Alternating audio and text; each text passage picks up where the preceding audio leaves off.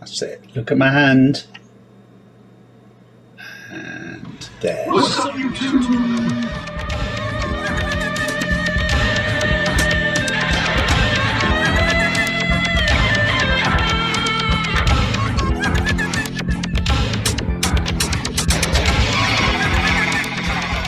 Oh, yes. Yeah, that's good. What's up, YouTube? Hello. So, good to be back. This video is, it's quite short. So, it's not going to be that easy for me to do enough filler to make this up to the standard 10 minutes that a successful YouTube video will need to be to fulfill the requirements of the logarithm.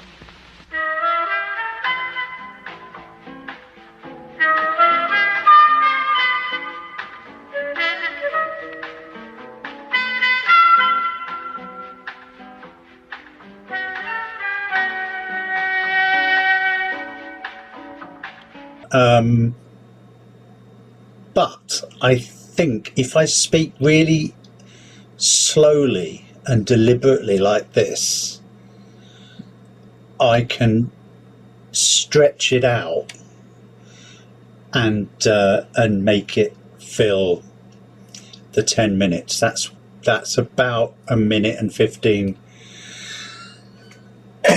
seconds gone. Anyway, sorry about that. Yeah, so this is more Time Trumpet. It's very niche. Not many people watch my other reaction to it, but you know, for me as an artist, if even one person watches one of my videos and is inspired to watch something they wouldn't have, then it's all worth it. You know what I mean? It really is.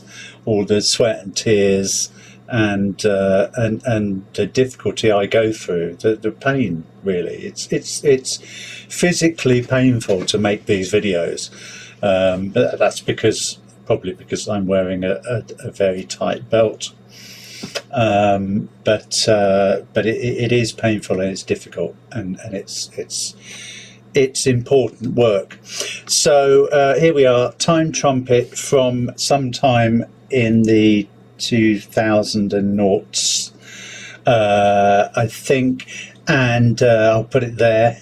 Can't remember now when it was, but it is, I'm pretty sure, in the noughties.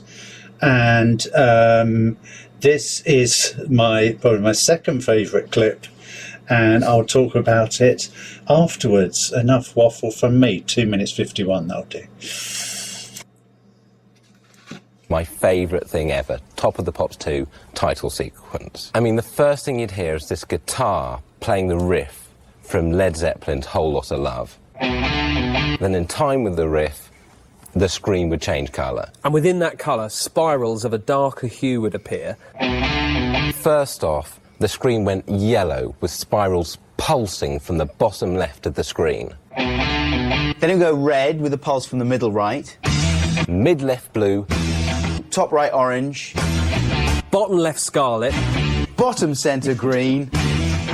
Top centre red. Then there was a wipe from right to left with blue. But the spirals were emanating from the end of the wipe on the left. As a counterpoint, there was an orange wipe in the other direction, right to left. And again, the spirals emanated from the end of the wipe, i.e. top right. Then it went green from the bottom of the screen. Then a red wipe from right to left, but this time the spirals pulsed from the start of the wipe. and then an iris out to show the titles. Black on grey with a 2 in orange. Perfect. Love it. That is, for me, It's basically, I mean, it's really a piece of observational comedy, brilliantly done. And I mean, I love it because, I've gone out of focus.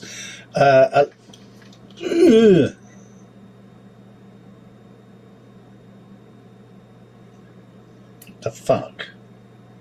No, this is not good enough. There.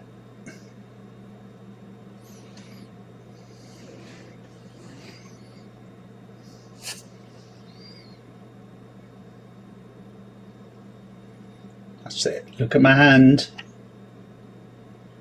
And there. Well done. Thank you.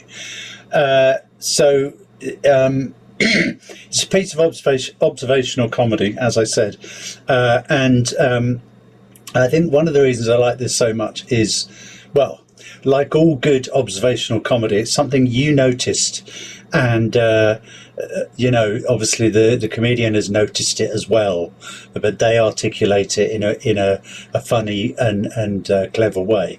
And this is something I'd always noticed. And Time Trumpet is so, it is very niche. And I think it's one of those things that, frankly, it's a bit like the Day to Day, which I said before in my other one, in that some people would just not really understand what they're watching, because people like to see the same type of formats, don't they? It's a sitcom, or it's Live at the Apollo, it's stand-up, it's what I'm used to watching.